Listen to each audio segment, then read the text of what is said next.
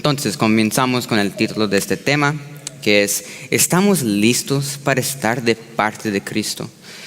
Para discernir esa pregunta y este sermón, debemos estar dispuestos a hacer todo lo posible para alcanzar el cielo y la salvación. Amén. Ya que tenemos esa voluntad de hacer lo bueno, hacer lo correcto, con cumplir con nuestra parte, podemos empezar. Y lo voy a leer otra vez más. Estamos listos para estar de parte de Cristo. Mis hermanos, esta pregunta se dirige a los verdaderos hijos de Dios. ¿Estamos dispuestos a estar de pie, solos en la crisis que viene? Todos nosotros debiésemos haber contestado que sí, porque esta es la única manera que podemos ser salvos. Antes de continuar, cuando dice aquí estar solo, estar solo por Cristo, no se refiere a estar completamente solo, porque Cristo estará allí y sus santos ángeles. Lo que significa es que llegará un momento en nuestras vidas en que estaremos completamente solos. No tendremos familia, amigos, ni siquiera nuestros padres que nos enseñaron. Y por eso es tan importante que los padres enseñen a sus hijos en casa para que en ese día puedan ser listos para defender el nombre de Dios. Cristo sí nos fortalecerá, nos inspirará a seguir. Debemos ser sumisos y entregarnos a Él. Y hablando a los jóvenes, debemos poner atención a nuestros padres cuando nos están enseñando, para que podamos en el día del regreso del Señor dar cuentas con qué hicimos con nuestro tiempo, con ese talento que Dios nos dio. Si podemos resistir esta prueba, tendremos otro. Y este sería cuando Cristo ya no intercederá más por nosotros. Debido a eso, tendremos que vivir una vida perfecta desde el momento en que Cristo cese o pare la intercesión en el lugar santísimo. E incluso nuestro mismo Jesús sufrió la experiencia llamada el tiempo de gran angustia. Significa este tiempo que debemos vivir una vida de perfección desde el momento que Jesús cese esa intercesión hasta su segunda venida. Jesús lo sufrió, lo experimentó cuando estaba en la cruz muriendo por nosotros, pecadores condenados. Pero para que Él pudiera resistir la tentación, para que Él pudiera resistir, caer en el pecado, Él se separó de muchos. Que nos lleva a hacer la pregunta: ¿de qué estamos llamados a separarnos?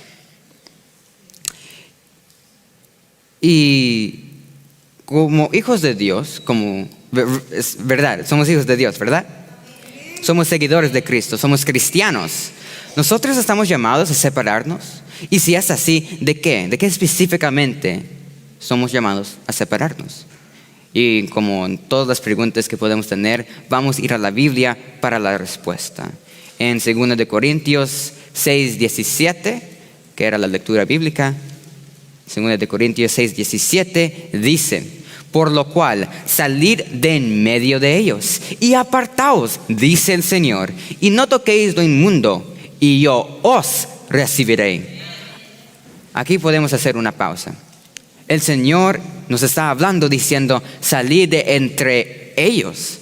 Pero ¿quiénes son ellos? Veamos el contexto de esos versículos allí mismo en 2 Corintios 6, pero ahora los versículos 14 al 16, no va a estar en la pantalla, si pueden abrir allí. Versículos 14 al 16 dicen: no os unáis en yugo desigual con los incrédulos, porque ¿qué compañerismo tiene la justicia con la injusticia? ¿Y qué comunión la luz con las tinieblas? Versículo 15, ¿y qué concordia tiene Cristo con Belial? ¿O qué parte del creyente con el incrédulo? Verso 16 dice: ¿y qué acuerdo hay entre el templo de Dios y los ídolos? Porque vosotros Los hijos de Dios sois el templo del Dios viviente, como Dios dijo. Habitaré y andaré entre ellos y seré su Dios y ellos serán mi pueblo. Entonces vemos aquí que los ídolos, los incrédulos, son ellos en que este versículo describe. Podemos ver que es Satanás, el príncipe de las tinieblas. Todos encajan en esta descripción de ellos. Debemos separarnos de estas cosas que solo nos van a llevar a la perdición. Si hacemos esto, Dios podrá recibirnos y nosotros seremos su pueblo escogido, su nación santa. Así que nuevamente, si realmente nosotros queremos que Dios nos reciba, queremos ir al cielo, gozar de sus bendiciones, debemos abandonar las tinieblas o oscuridad. Esto puede escucharse muy fácil, abandonar las tinieblas, lo mal que podemos pensar, que es matar y cosas que son terribles. Pero verdaderamente vamos a ir a la definición de qué es estas tinieblas, qué es el mal. Vamos a leer unos versículos. Se llama ¿qué son tinieblas? Comenzando en versículos 6. Capítulo 6, versículo 12 de Efesios, que dice: porque no tenemos lucha contra sangre y carne, sino contra principados, contra potestades, contra los gobernadores de las tinieblas de este siglo, de este mundo, contra huestes espirituales de maldad en las regiones celestes. Juan 12:46 dice, Jesús hablando: yo la luz he venido al mundo para que todo aquel que cree en mí no permanezca en tinieblas. Finalmente en Juan 12:31 dice: ahora es el juicio de este mundo. Ahora el príncipe de este mundo será echado afuera. Entonces vemos una y otra vez que este mundo se compara a oscuridad. El mundo es tinieblas y Cristo es esa maravillosa luz. Podemos ver que el príncipe o gobernante de las tinieblas del mundo es Satanás o Belial. Con esto podemos decir con seguridad, claramente podemos ver que Cristo nos dice que nos separemos del mundo. Ahora los burladores pueden decir que estamos en el mundo, entonces ¿cómo podamos separarnos de Él? ¿Cómo podemos separarnos de Él? Pero orando a Dios para que Él nos dé ese discernimiento, podemos ver que en la Biblia cuando dice la palabra mundo, muchas veces se deben entender que no está hablando del mundo literal que Dios creó en 6 días, en Génesis, sino está hablando del reinado del diablo, príncipe de las tinieblas que es el mundo. Y es un poquito complicado, pero si pueden seguir esto, que la tierra Dios creó en 6 días. Y en esta tierra entró el pecado, y este pecado hizo el mundo o el reinado del diablo. Por eso dice, príncipe de este mundo, no el mundo que Dios creó, porque ¿a quién pertenece el mundo? El mundo que Dios creó, a Dios. Pero el reinado del diablo pertenece al diablo. Y este reinado es la oscuridad de la tierra literal que Dios creó. Entonces, sigamos con 1 de Juan 2, versículos 15 al 17, versículos muy poderosos que dicen: no améis al mundo. Desde el principio nos dice: no améis al mundo ni las cosas que forman parte o que están en el mundo. Porque si alguno ama al mundo, el amor del Padre no está en él. Porque todo lo que hay en el mundo, los deseos de la carne, los deseos de los ojos y la vanagloria de la vida no proviene del Padre, sino del mundo. Y el mundo pasa y sus deseos, pero el que hace la voluntad de Dios permanece para siempre. Se nos dice aquí que no amemos al mundo o las cosas que están en el mundo. Por lo cual debemos no solamente no amarlo, pero debemos separarnos del mundo y las cosas que hay en él. Que son, como dice aquí, los deseos de la carne, los deseos de los ojos y la vanagloria de la vida, que aquí encajan todos los pecados que podemos ver hoy en día. Pongámonos a pensar en esto, que debemos separarnos no solamente del mundo, pero también separarnos de todo lo que hay en el mundo. Cubre mucho, ¿verdad?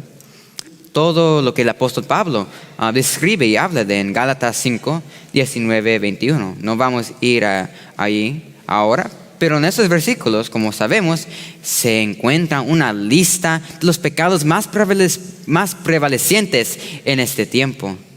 Pero si nos separemos de estos pecados, estos hábitos que están en nuestro ser, si podemos arraigarnos de Jehová, si podemos resistir esta tentación, podemos cumplir y tener esos frutos del Espíritu que se encuentran en los versículos 22 al 23. Y queremos eso, ¿verdad? Queremos tener la fe, el amor, la justicia, queremos tener paciencia, queremos tener todas esas características que forman parte de un carácter perfecto. Entonces, veamos lo que dice en Santiago, capítulo 4, versículo 4. Santiago 4:4 dice: oh almas adúlteras, ¿no sabéis que la amistad del mundo es enemistad contra Dios? Cualquiera pues que quiera ser amigo del mundo se constituye enemigo de Dios. Entonces aquí se nos dice que ser amigo del mundo, si alguien quiere ser amigo del mundo, por tomar parte en lo que el mundo ofrece, automáticamente se constituye enemigo de Dios. ¿Quién aquí quiere ser enemigo de Dios? Nadie. Porque Dios es todopoderoso. Dios nos ama. Dios nos ama tanto que dio su Hijo unigénito para que por Él podamos ser salvos. No queremos ser su enemigo, queremos ser sus hijos. Si unimos los versículos anteriores que ya leímos, podemos llegar a la conclusión que debemos separarnos de las cosas y las personas del mundo. No solo los infieles, pero tristemente aún a veces los hermanos que están involucrados en el mundo y las cosas que están en él. De que teniendo la luz la están pisoteando y están adormeciendo a otros. Y sí, estamos llamados a separarnos de ellos. Tanto como sí es cierto que debemos ayudar a nuestros familiares, ayudar a nuestro hermano. También es cierto y también debemos tener esa línea de separación entre nosotros y ellos. Los días verdaderamente no dan para más. La puerta de gracia se está cerrando. No podemos seguir jugando con nuestra salvación. Dios puede trabajar en nuestras vidas y en las de otros si oremos, si nosotros le permitimos que Él more y trabaje en nuestros corazones. Cuanto más oremos, más Dios puede hacer. Si alguien está involucrado de alguna manera con el mundo, ya sea que se trate de un miembro de la familia o un amigo, se nos dice que estemos separados. Y a veces tal vez no podemos separarnos físicamente, pero si nuestro carácter es diferente, es peculiar, se notará la diferencia y será un testimonio vivo. Leamos lo que nos escribe la hermana White en esta cita, originalmente titulado, el página, Manuscript Releases, y estaba titulado No te conformes o adaptes a este mundo. Aquí solo puse un párrafo, pero en realidad toda la sección es hermosa y comienza diciendo, Dios pide separación del mundo. Así, clarito, Dios pide separación del mundo. ¿Obedecerá usted? ¿Saldrá de entre ellos y se mantendrá separado y diferente de ellos? Porque ¿qué compañerismo tiene la justicia con la injusticia? ¿Y qué comunión la luz con las tinieblas? Usted, hermano o hermana, no puede mezclarse con los mundanos, participar de su espíritu y seguir su ejemplo y ser al mismo tiempo un hijo de Dios. El creador del universo se dirige a usted como un padre afectuoso. Si usted se separa del mundo y sus afectos y se mantiene libre de su contaminación al huir de la corrupción que existe en el mundo por causa de la concupiscencia, Dios será su padre. Lo adoptará en el seno de su familia y usted será su heredero. En lugar del mundo, le dará a cambio de una vida de obediencia a Él, el reino que se encuentra debajo de todos los cielos. ¿Qué más promesas necesitamos? El mundo ahora se parece al mundo antes del diluvio. Y el Señor viene otra vez, muy pronto, para separar el trigo de la cizaña. La perversidad en el mundo sobreabunda y por eso debemos estar arraigados de Dios y caminar con Él día a día, obedecerlo en todo. Dios no nos va a olvidar. Nos dará salvación y fortaleza pase lo que pase. Si obedecemos fielmente a Dios, Él nos dará vida eterna sin comparación a este mundo cruel e indiferente. No podemos servir a dos maestros. No podemos tener un pie en la iglesia, en los caminos de Dios, y tener la otra en el mundo. Así no trabaja el Señor. Debemos dedicar todo nuestro tiempo, todos nuestros talentos, toda nuestra vida al Señor para que Él nos pueda usar. Ya que sabemos de qué somos llamados a separarnos, incluso en Apocalipsis, cuando dice, salid de ella, mi pueblo, vemos que Dios, nuevamente, nos está llamando a salir del pecado y la confusión.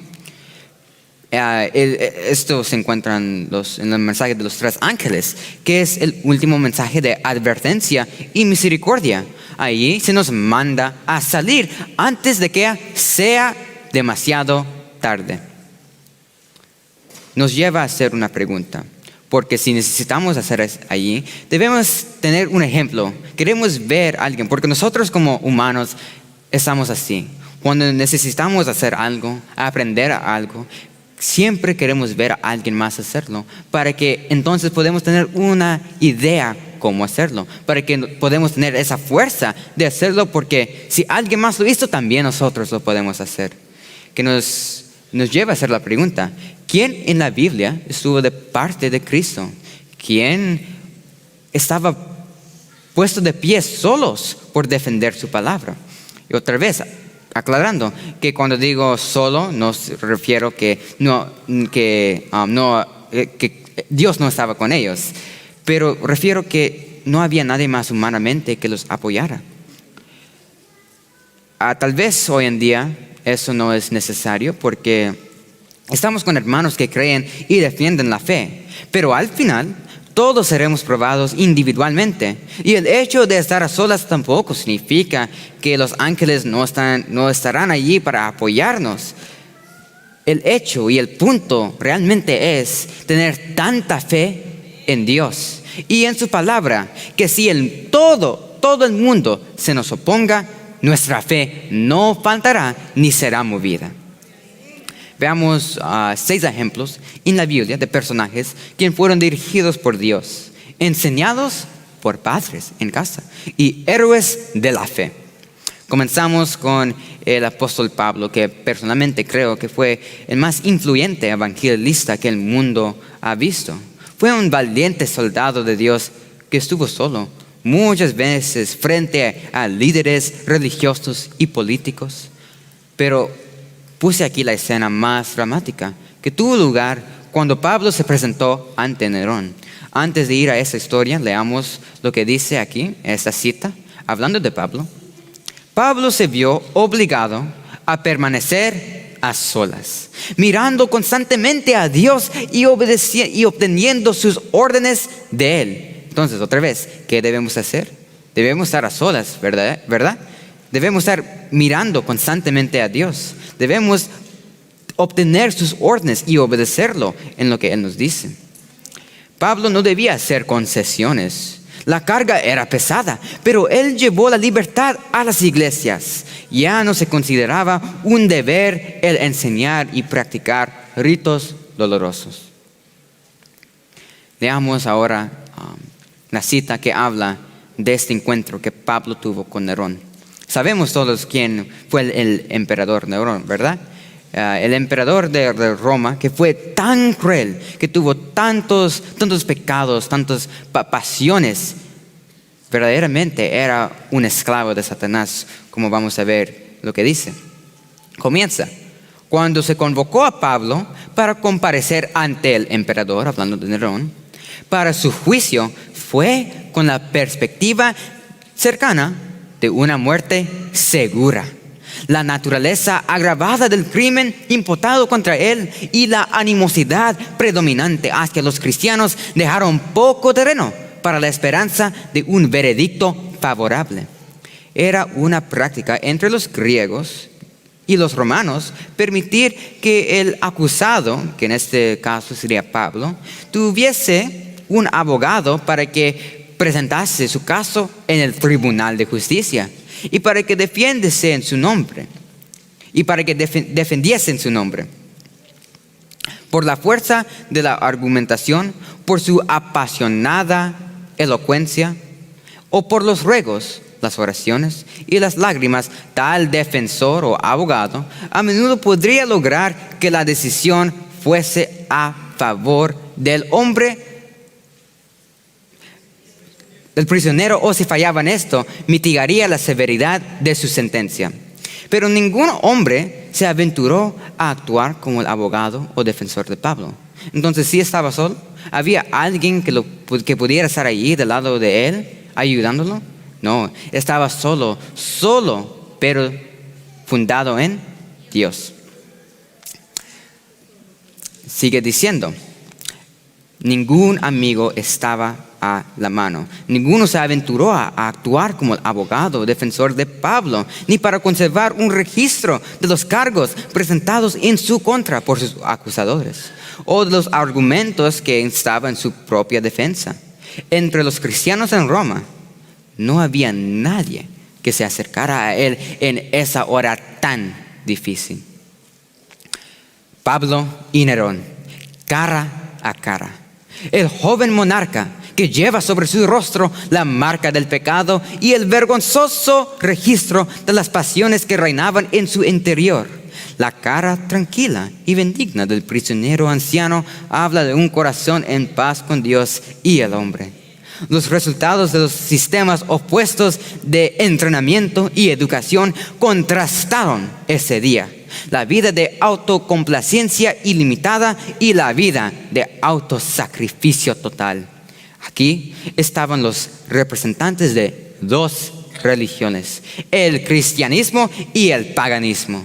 Los representantes de dos teorías de la vida, la sencillez de la resistencia a la abnegación, dispuestos a renunciar a la vida misma si es necesario por el bien de los demás, y el lujo de un egoísmo que lo absorbe todo, que no cuenta con nada demasiado valioso como para sacrificarlo por una gratificación momentánea. Los representantes de dos poderes espirituales, el embajador de Cristo y el esclavo de Satanás. Su posición relativa mostraba hasta qué punto el curso de este mundo estaba bajo el gobierno del príncipe de las tinieblas. Realmente este capítulo 30 de Sketches from the Life of Paul es el capítulo más cautivador que he leído en el espíritu de profecía.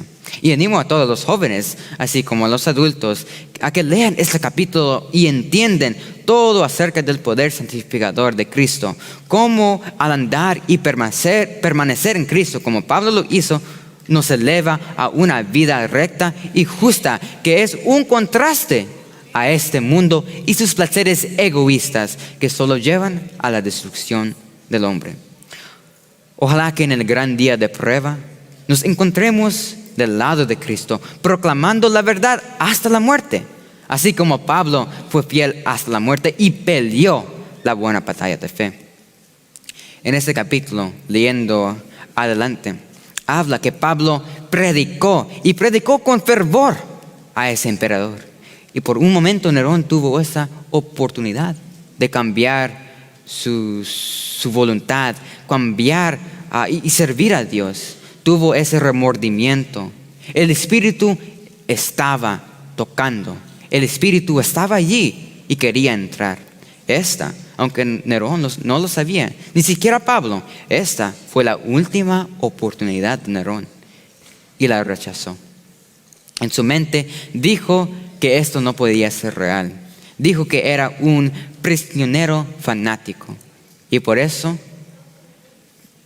leyendo la historia de Nerón, cometió suicidio, lo mataron, tuvo tantos, después de este tribunal, tuvo tanta, podías decir mala suerte, pero no era suerte, eran los castigos de Dios porque rechazó su palabra.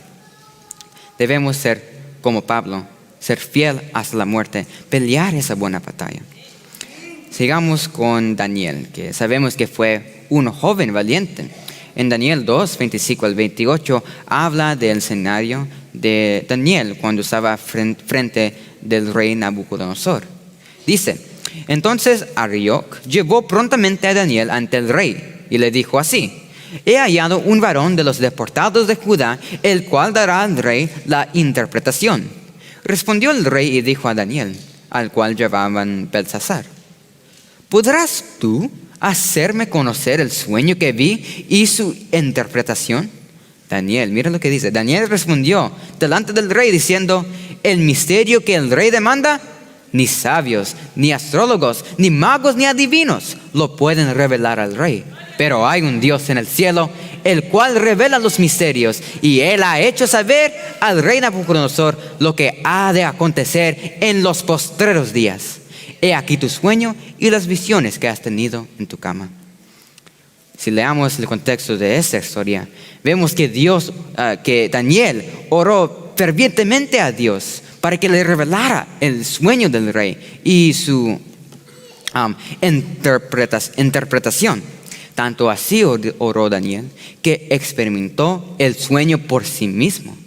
Daniel después se presentó ante el gobernante del dominio más poderoso que el mundo ha visto, Babilonia, como sabemos que fue la cabeza de oro puro.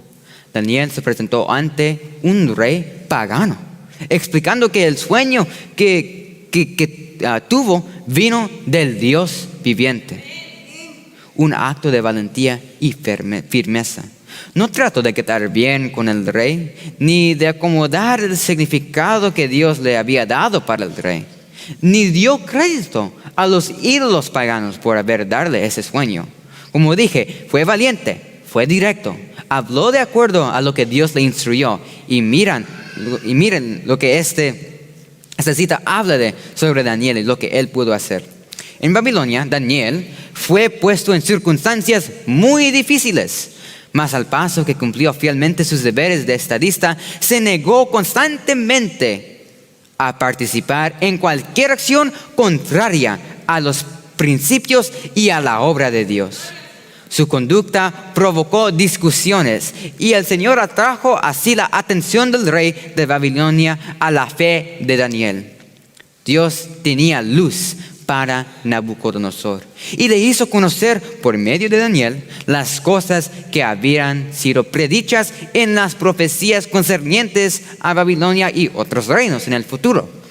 Por la interpretación del sueño de Nabucodonosor, Jehová fue ensalzado como más poderoso que los príncipes de la tierra. Así fue honrado Dios a causa de la fidelidad de Daniel. ¿Qué fortaleza nos da esta cita? Sabiendo que Daniel, que fue joven, nosotros también como jóvenes tenemos la capacidad dada por Dios para ensalzar a Jehová como el más poderoso, aún frente de líderes de este mundo. Si nosotros verdaderamente rindiésemos nuestras vidas a Dios, imagínate lo que pudiéramos hacer por su gracia y por su honor y gloria. Continuemos con Elías. Primera de Reyes, capítulo 18, versículos 2 y 22, dicen: fue pues Elías a mostrarse a Acab, y el hambre era grave en Samaria. Pero Elías se mostró a Acab. ¿Y quién fue Acab? Fue el rey. Entonces, siguiendo, dice: y Elías volvió a decir al pueblo: solo yo he quedado profeta de Jehová, mas de los profetas de Baal hay 450 hombres. Elías también se presentó ante un rey y una reina malvada. Sin embargo, no cedió ni se acobardó. Al contrario, los desafió a ellos y a los profetas con la prueba de quién era realmente el verdadero Dios. Y por supuesto, como sabemos, la historia, los hijos de Israel reconocieron a Dios y los profetas de Baal fueron asesinados por el engaño que hacían al pueblo. Todo porque Elías tenía una fe inquebrantable y fue valiente para enfrentarse a ese rey. Imagínate hacer eso, poner un desafío ante 450 profetas, a una reina, a un rey. Pero tuvo fe en Jehová, sabiendo que Jehová iba a oír su oración y que se iba a mostrarse como Rey de Reyes y Señor de Señores. El Señor actuó en el pasado y volverá a actuar en el presente y en el futuro. Leamos el siguiente cita. Testimonios para la Iglesia, tomo 5, página 151. Dice: el cielo no se cierra ante las oraciones fervientes de los justos. Elías era un hombre sujeto a las mismas pasiones que nosotros. Sin embargo, el Señor lo escuchó y de una manera notable contestó sus plegarias. La única razón de nuestra falta de poder para con Dios se encuentra dentro de nosotros mismos. Si la vida íntima de muchos de los que profesan la verdad se les presentase a plena vista, no profesarían que son cristianos. No están creciendo en gracia. De vez en cuando ofrecen una oración precipitada, pero no existe verdadera comunión con Dios. Para progresar, mira esto, para progresar en la vida espiritual tenemos que pasar mucho tiempo en oración. Dios escuchó las plegarias de Elías y por eso lo ayudó. Fue necesario que Elías hiciese su parte de clamar a Dios y obedecerle. Nuestro Padre hará lo demás. Y lo mismo se aplica a nosotros hoy en día. Para progresar en nuestra vida espiritual, para tener esa comunión con Dios día a día, debemos tener tiempo, debemos dedicar tiempo a oración con Dios, oración ferviente. Platicar con Dios como si fuera nuestro amigo, porque es nuestro amigo. Él estará con nosotros y Él es el amigo más fiel que podemos tener en el futuro. Tal como Dios nos ama con un amor profundo e infinito, también es justo y dará a los pecadores lo que ellos merecen de acuerdo a su ley. Entonces recuerden, también tiene justicia. También es misericordioso.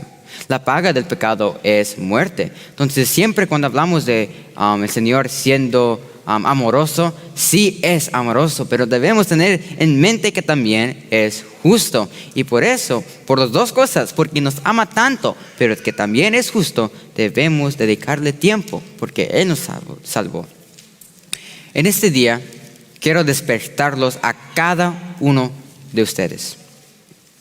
Porque veo hoy en día que muchos de nuestros hermanos están dormidos, no se están despertando. El tiempo ya se acaba y parece que muchos lo están ignorando, viviendo para sí, disfrutando los placeres del mundo y actuando como si tenemos muchos años por vivir que nos dará tiempo para convertirnos.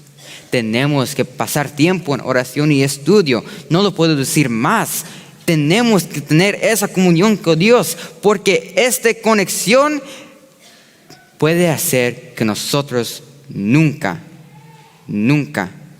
caeremos en pecado.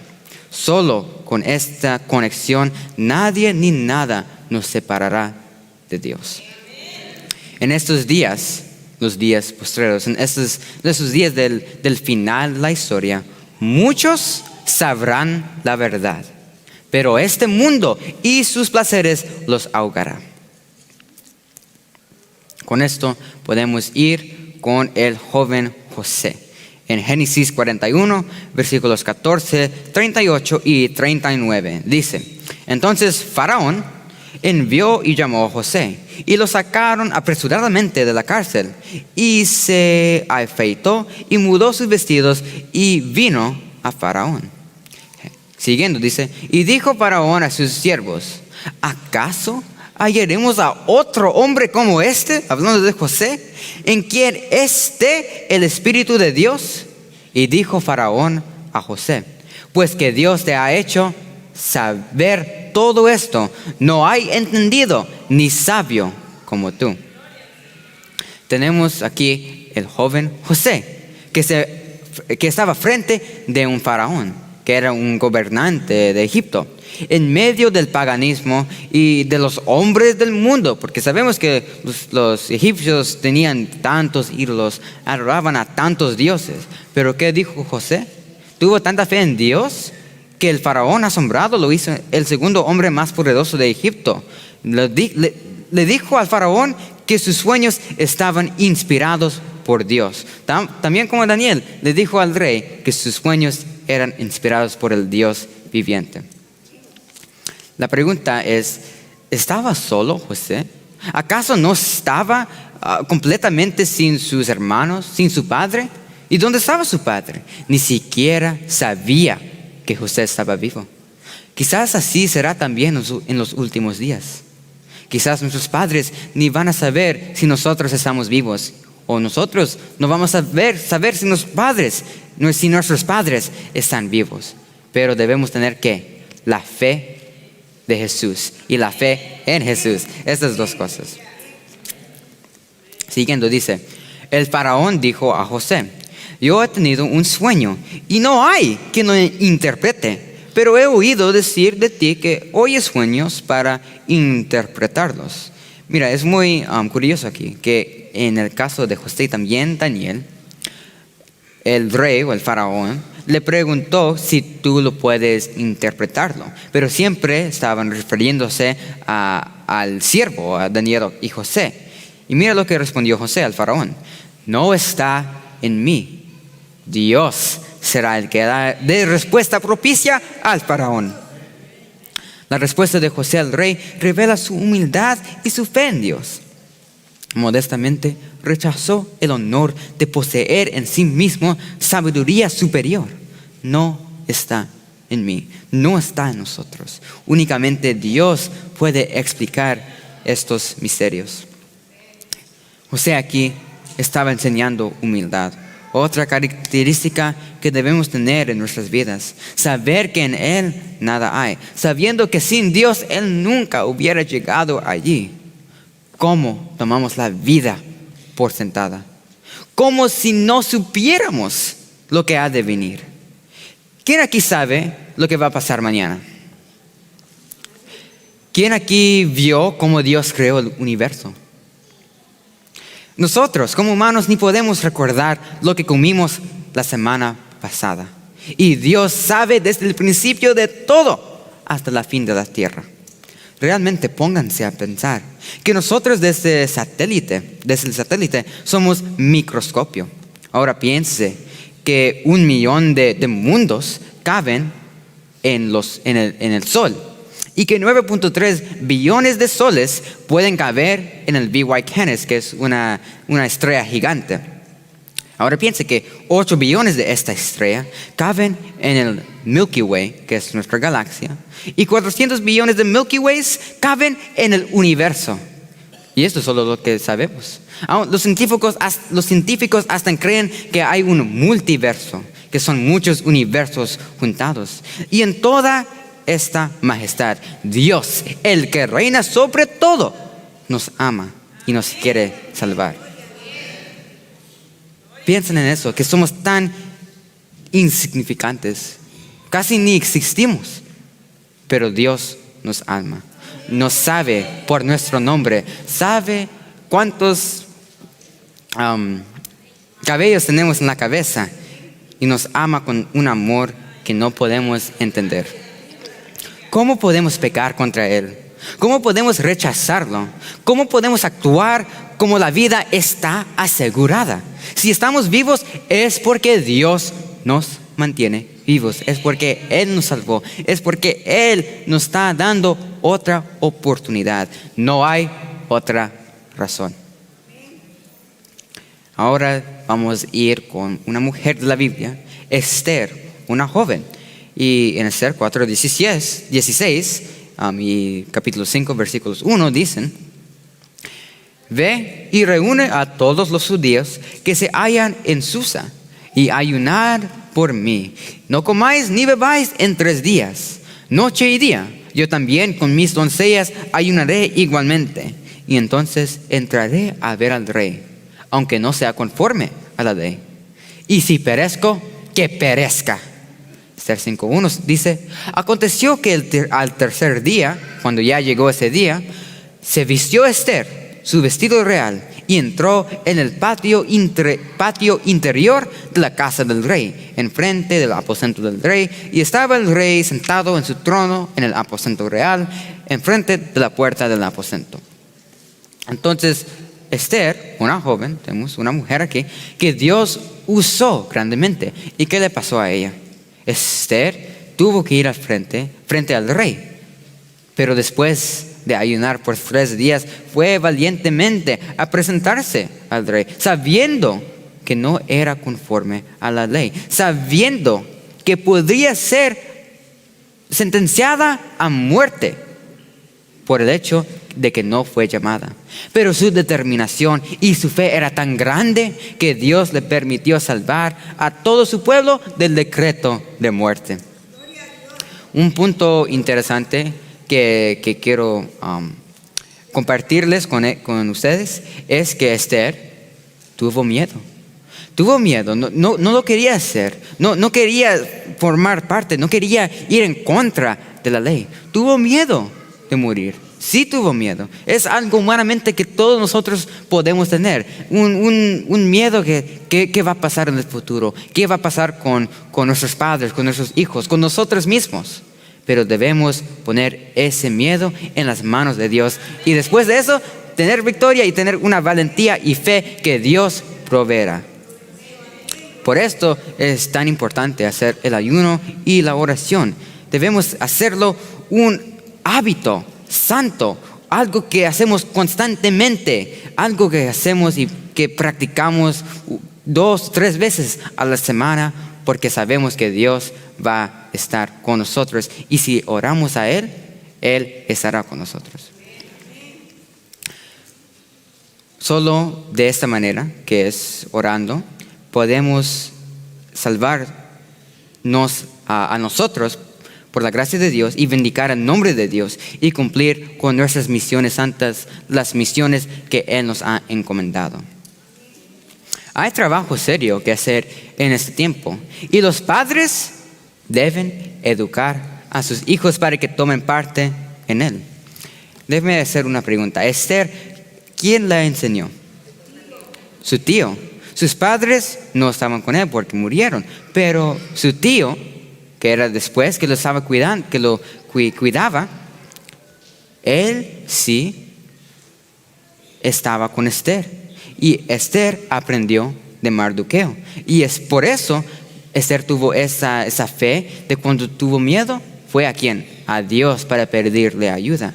Pero siempre podemos ver que todos estos historias de la Biblia siempre se encuentran, y si pueden seguir, pueden ver que todos fueron enseñados por sus padres, fueron enseñados por Dios y tuvieron una enseñanza que les ayudaron en ese día cuando tuviesen que presentarse ante un rey o un faraón, o en otros casos hasta líderes religiosos. Pero siempre tuvieron una fe porque sus padres, o en este caso su tío, les enseñó. Siguiendo dice, las palabras de Mardoqueo, otra vez, quien enseñó a Esther, pudieran aplicarse a los hombres y jóvenes de hoy. Y quién sabe si para una ocasión como esta has llegado a ser reina. Los jóvenes deben estar adquiriendo solidez de carácter para que estén capacitados para ser útiles. Todos nosotros hemos venido acá por una razón. ¿Quién sabe si esta será tu último momento para arrepentirse? Muchos en la semana pasada se han muerto. Muchos se han perdido sus almas. Ya no hay oportunidad para ellos. Considérate bendecido Tienes otra oportunidad. Tómala. No esperas que otra venga porque quién sabe si habrá otra. Como dice aquí en la cita, esta pregunta se nos hace a nosotros. Y quién sabe si para una ocasión como esta has llegado a ser lo que eres. Si por eso estás en este lugar o estás en esta posición. Siempre, en cualquier posición que estamos, debemos dar la honra y gloria a Dios y siempre buscar vindicar su nombre. Ahora analizaremos un personaje que, aunque no está en la Biblia, sí se encuentra en los escritos de la hermana White. Y estoy hablando de Lutero. Y dice, no fue sino después de haber sostenido una terrible lucha en su propio corazón, cuando se decidió finalmente Lutero a separarse de la iglesia. En aquella época de su vida escribió lo siguiente: cada día comprendo mejor lo difícil que es para uno desprenderse de los escrúpulos que le fueron imbuidos en la niñez. Otra vez, lo que a él se les enseñó no fue lo correcto. Y por eso estuvo muy difícil para que él pudiera ahora aprender lo que era verdad. Pero lo pudo hacer por la gracia de Dios y lo pudo hacer. Oh, cuánto no me ha costado, a pesar de que me sostiene la Santa Escritura, convencerme de que es mi obligación encararme yo solo con el Papa y presentarlo como el anticristo. ¿Cuántas no han sido las tribulaciones de mi corazón? La pregunta que quiero hacer es que Lutero, que fue conocido como un reformador fuerte, Lutero que sabemos que llamó el pecado por su nombre, Lutero que se enfrentó al Papa, lo llamó el hijo de perdición, pero ¿fue fácil para él? Como dice esto, tuvo sus luchas. También como nosotros tenemos nuestras tribulaciones. Y la pregunta es, si hemos tenido tribulaciones, ¿le dimos gracias a Dios porque Él estuvo ahí por nosotros? Porque todos nosotros, y sé esto por seguridad, que todos nosotros hemos experimentado una tribulación, un dolor, una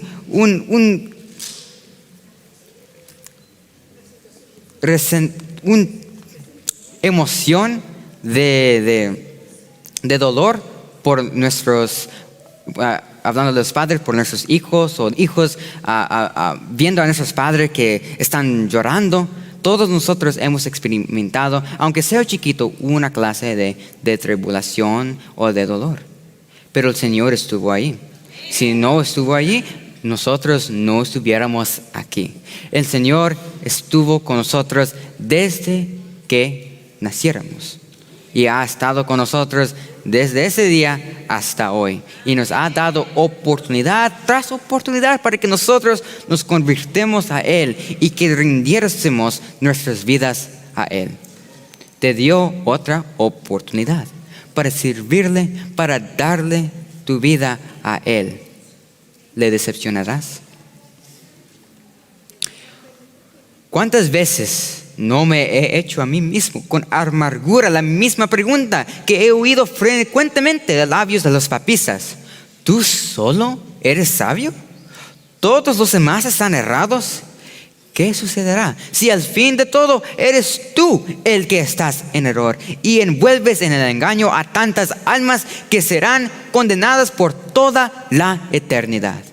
Así luché yo contra mí mismo y contra Satanás, hasta que Cristo, por su palabra infalible, fortaleció mi corazón contra esas dudas.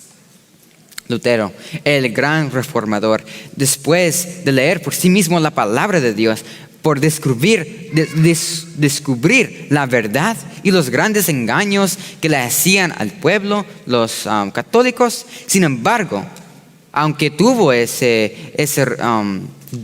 duda en sí mismo, como la palabra infalible lo fortaleció, se dirigió a la iglesia de Roma. Hubo una gran lucha dentro de él. Tuvo que luchar contra sí mismo y contra Satanás, pero se fortaleció con la palabra del Dios viviente. Y estuvo a solas humanamente ante un enemigo poderoso y cruel. pero Dios y los ángeles estuvieron allí con él. Y así nuevamente vemos que cumplió con su misión. No importa qué has hecho en el pasado, qué te enseñaron, qué creías, qué no hiciste, lo que sí hiciste. Debes saber que Cristo te espera con los brazos abiertos. Te está esperando, pero apresúrate, porque no estará allí para siempre. Como dije, las puertas de gracia se están cerrando. Toma esta oportunidad, toma este mensaje de Dios, que porque te está hablando hoy. Toma estas palabras, póngalos en tu vida, dale tu vida a Dios, porque el tiempo no da para más. No sabemos lo que va a pasar mañana, ni siquiera lo que va a pasar hoy en el futuro. Entreguemos nuestras vidas a Dios. Finalmente tenemos nuestro ejemplo perfecto, nuestro Maestro divino, Jesús. Leamos los versículos siguientes hablando de Jesús y lo que Él sufrió solo porque Él nos amó tanto y nos quería salvar. Mateo 26:57 dice: lo que prendieron a Jesús le llevaron al sumo sacerdote Caifás, a donde estaban reunidos los escribas y los ancianos. Entonces le llevaron a Caifás. Siguiendo dice: y le llevaron atado y le entregaron a Poncio Pilato, el gobernador. Entonces lo llevaron al sumo sacerdote, al gobernador. Entonces Pilato, oyendo decir Galilea, preguntó si el hombre era Galileo. Y al saber que era de la jurisdicción del rey Herodes, le remitió a Herodes, que en aquellos días también estaba en Jerusalén. Entonces Cristo estuvo delante de 3 líderes: el sumo sacerdote Caifás, el gobernador Pilato y el rey Herodes. Entre estos 3, Cristo permaneció en perfección total en pensamiento y acción. Estando solo, mientras todos sus discípulos lo dejaron, Judas los traicionó, Pedro lo negó 3 veces. Humanamente, oyendo esto, podemos decir: bueno, ningún humano pudiera resistir eso. Si nosotros como humanos en esa posición, creo que muchos de nosotros no estuviéramos callados, estuviésemos enojados, estuviésemos defendiéndose nosotros mismos, defendiéndose a nosotros, teniendo ese egoísmo de que yo no fui. Pero ¿qué hizo Jesús? Se quedó callado. ¿Y por qué que se quedó callado? Para salvarnos a nosotros. Como lo dice en la cita siguiente: en el deseado de todas las gentes. La carga del Salvador era demasiado pesada para Él en su condición débil y doliente. Desde la cena de Pascua que tomara, desde la cena de Pascua que tomara con sus discípulos, no había ingerido alimento ni bebida. En el huerto de Getsemaní había agonizado en conflicto con los agentes satánicos. Hasta dice que en ese momento Jesús estaba sudando gotas de sangre. Había soportado la angustia de la entrega y había visto a sus discípulos abandonarle y huir. Había sido llevado a Anás, luego a Caifás, después a Pilato. De Pilato había sido enviado a Herodes, luego de nuevo a Pilato. Las injurias habían sucedido a las injurias, los escarnios a los escarnios. Jesús había sido flagelado 2 veces y toda esa noche se había producido una escena tras otra de un carácter capaz de probar hasta lo sumo a una alma humana. Cristo no había desfallecido. No había pronunciado palabra que no tendiese a glorificar a Dios. Durante toda la deshonra, farsa del proceso, se había portado con firmeza y dignidad. Nuestro Señor Jesús sufrió burlas, mentiras, dolor e hizo todo esto solo. No hubo nadie que lo acompañara ni lo apoyara. Estuvo a solas por Dios, de pie por la misión que se le dio, de pie valientemente para que ahora también nosotros podamos estar de pie por Él. También vale la pena mencionar que Cristo tuvo que presentarse ante el príncipe más miserable y despreciable del mundo, mejor conocido como el príncipe de las tinieblas. Satanás mismo fue a Cristo tentándolo 3 veces en su tiempo más débil. Pero Cristo mismo se mantuvo firme. En realidad, esta es lo más inspirador que podemos escuchar. Cristo venció ya al enemigo y por ello ya la victoria es nuestra. Solo necesitamos aferrarnos de Cristo, obedecerlo en todo. Nosotros mismos ya somos ganadores juntamente con Él. Sigamos adelante, mis hermanos, sin desmayar, porque Cristo estará con nosotros. Leamos otra cita. Dice: no te atrevas a pisotear los mandamientos de Dios y sal a una verdad impopular. Deja que el resultado sea lo que sea. ¿Te dejará el Salvador luchando solo? No, nunca. Él no te dice que no tendrás pruebas que soportar, ni sacrificios que hacer. Tu maestro era un varón de dolores y experimentado en quebranto. Porque ya conocéis la gracia de nuestro Señor Jesucristo, que por amor a vosotros se hizo pobre, siendo rico, para que vosotros con su pobreza que por amor a vosotros se hizo pobre, siendo rico, para que vosotros con su pobreza podemos ser enriquecidos. La pobreza hoy está llegando a este mundo y habrá tal tiempo de angustia como no hubo desde que hay nación. Habrá guerras y rumores de guerras y los rostros de los hombres acumularán palidez. Puede que tengas que sufrir angustia, puede que pases hambre a veces, pero Dios no te abandonará. En tus sufrimientos Él pondrá a prueba tu fe. Agradece a Dios que en tu pobreza y en tus pruebas puedes llamar a Dios tu Padre. ¿Qué dice al principio? No te atrevas. A lo contrario, estemos de parte de Cristo. Él murió por nosotros para salvarnos. ¿Cómo podemos rechazarlo? ¿Cómo podemos despreciar ese regalo que Él nos ha dado? ¿Cómo podemos revolcarnos en suciedad del pecado? Hay seguridad que sufriremos, pero ¿cómo podemos compararlo a lo que puede en la gloria que será revelada en nosotros? Como dice en Romanos 8:18, los sufrimientos de ahora en día no se pueden comparar con la gloria que se revelará en nosotros. Pero hay condiciones. Una se encuentra en los siguientes versículos, que habla de la instrucción, de que debemos estar enseñados en casa. Proverbios 22:6 dice: instruye al niño en su camino, y aun cuando fuere viejo no se apartará de él. 2 de Timoteo 1:5 y capítulo 3, versículo 15 dice: y que desde la niñez has sabido las sagradas escrituras, las cuales te pueden hacer sabio para la salvación por la fe que es en Cristo Jesús, trayendo a la memoria la fe no fingida que hay en ti, la cual habitó primero en tu abuela Loida y en tu madre Eunice, y estoy seguro que en ti también.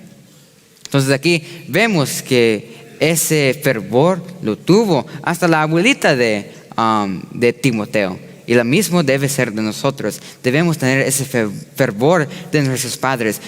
Debe ser que los padres nos enseñan cómo debemos enseñar a otros, cómo debemos aprender de Dios, cómo debemos orar, cómo debemos estudiar la Biblia.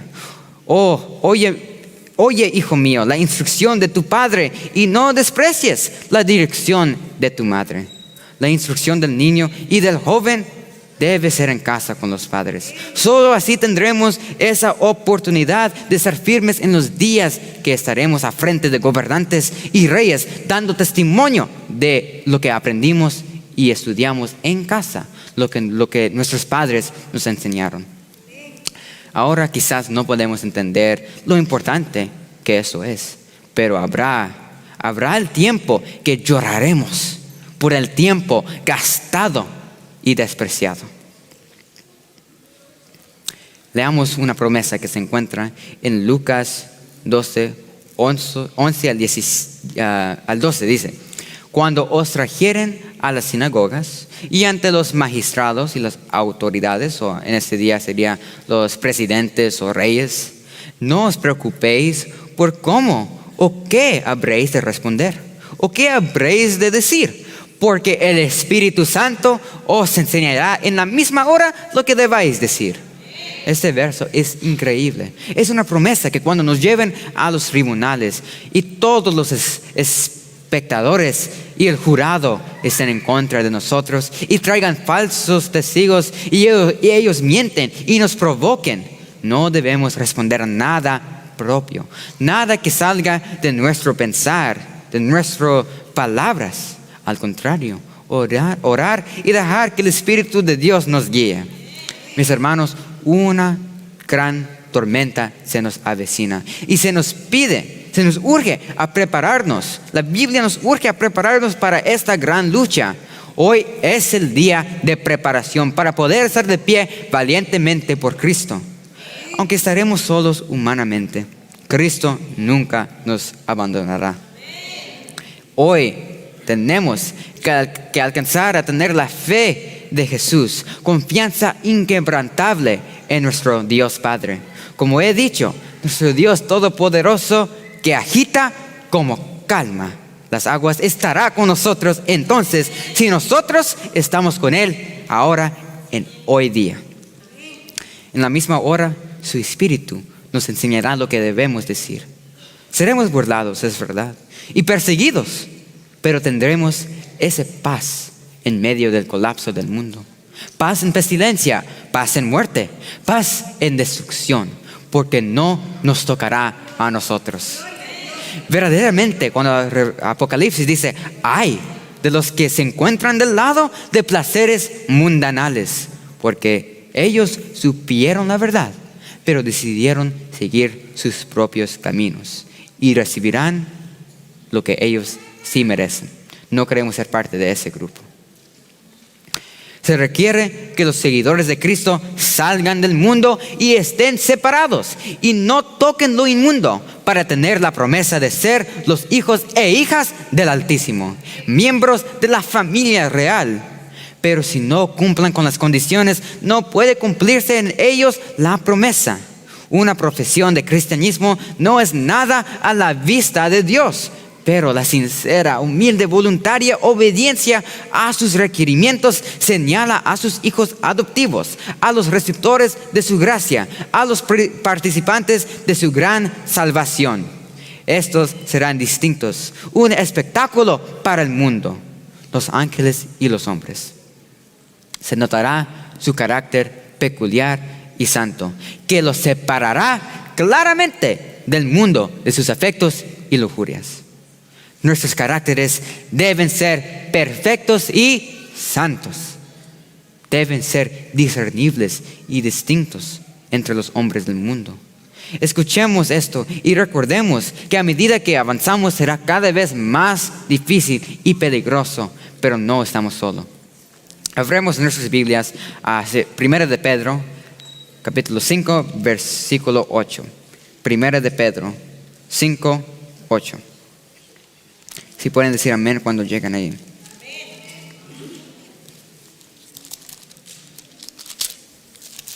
Y en 1 de Pedro 5, 8, hablando de Satanás, dice, ser sobrios y velad, porque vuestro adversario el diablo, como león rugiente, anda alrededor buscando a quien devorar.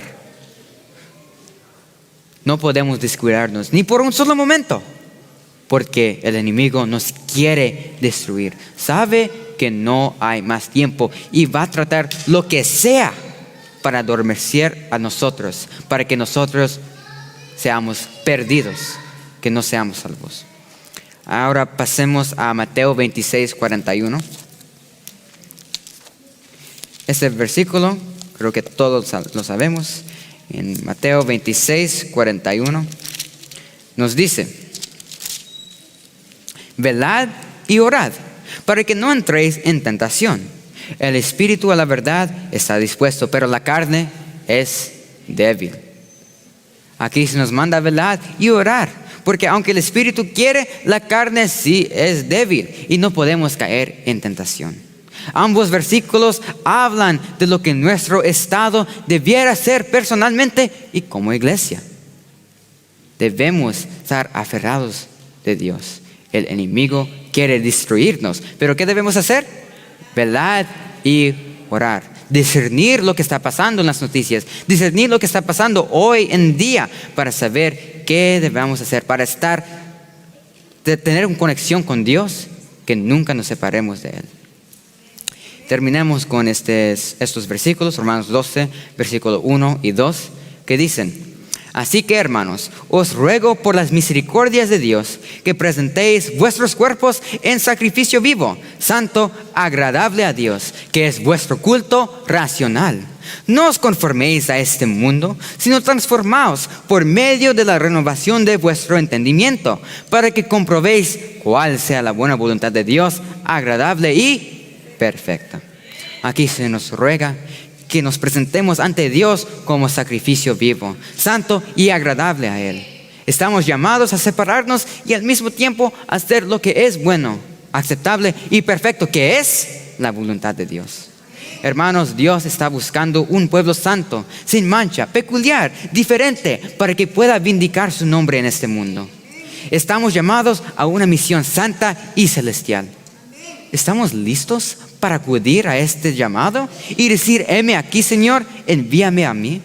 ¿Tenemos el querer de hacer lo bueno?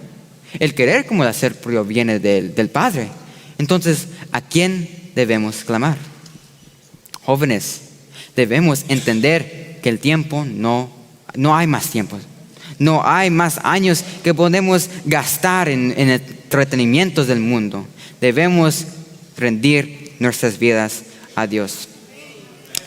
Y termino con esta declaración: ponte de pie por Cristo.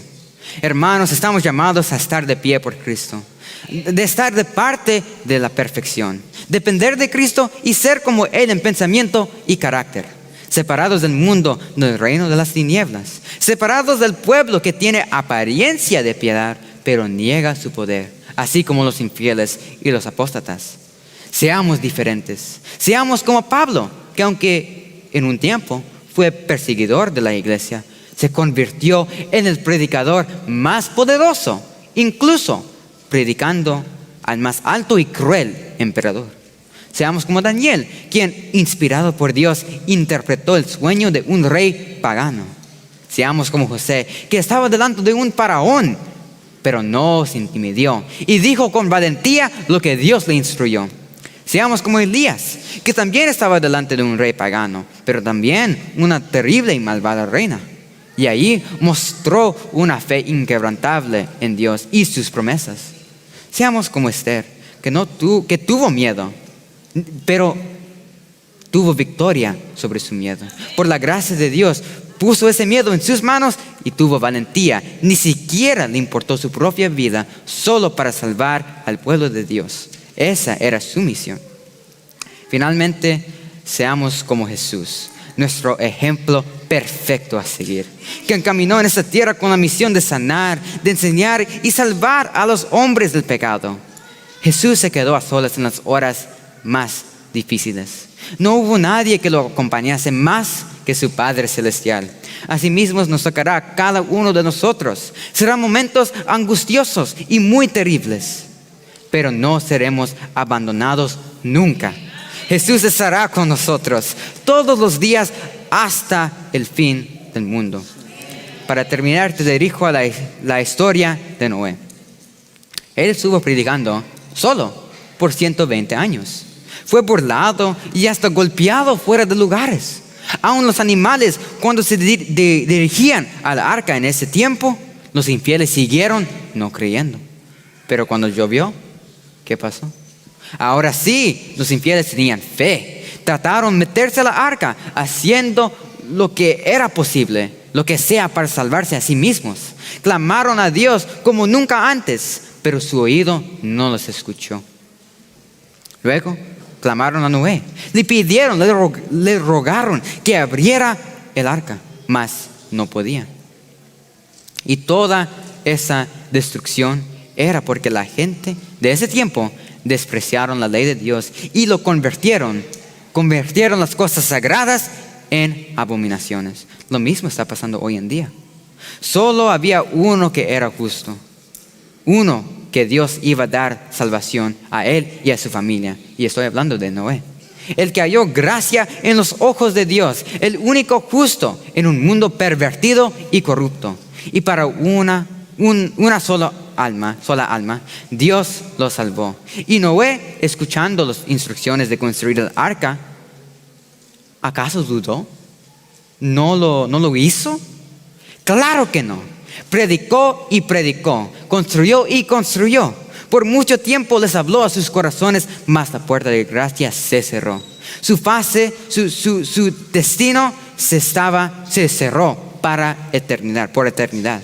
Como en los días de Noé, el Señor vendrá otra vez. Y como vemos, el mundo se parece como el mundo antediluviano. Jehová, tu Dios, te habla hoy. Decida hoy, porque hoy es el día de salvación. Solo tienes hoy, no hay mañana. Ten fe. Recuerden, mis hermanos, que las promesas son condicionales. Tenemos que hacer nuestra parte, dejar el mundo y buscar parecernos más a Cristo y llegar a duplicar su carácter, caminando hoy en la senda justa y recta, defendiendo la palabra de Dios, aunque el mundo entero se nos oponga, aunque se nos llamen fanáticos, aunque nuestros hermanos no convertidos se nos opongan. Si estamos con Cristo, no fallaremos ni caeremos. Tenemos que prepararnos para poder soportar el tiempo de angustia que ya está más cercano de lo que nos imaginamos. Hermana o hermano, nuevamente pregunto, ¿estás dispuesto a hacer cualquier cosa por Cristo y también a dejar todo por Él? Porque Cristo dejó todo por nosotros. Dio su vida para que tuviésemos la oportunidad de disfrutar la vida eterna con Él. Sí, pasaremos tiempos difíciles y duros. Veremos cosas que ningún ojo ha visto. Pasaremos tiempos difíciles.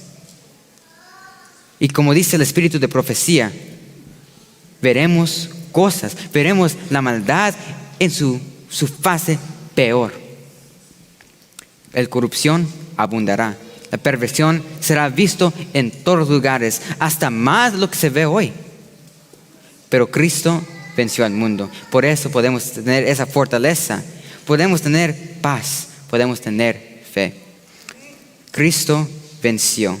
Viene muy pronto por nosotros, por los valientes que guardaron los mandamientos de Dios y que tienen la fe de Jesús. Y yo de todo corazón quiero ser parte de ese grupo.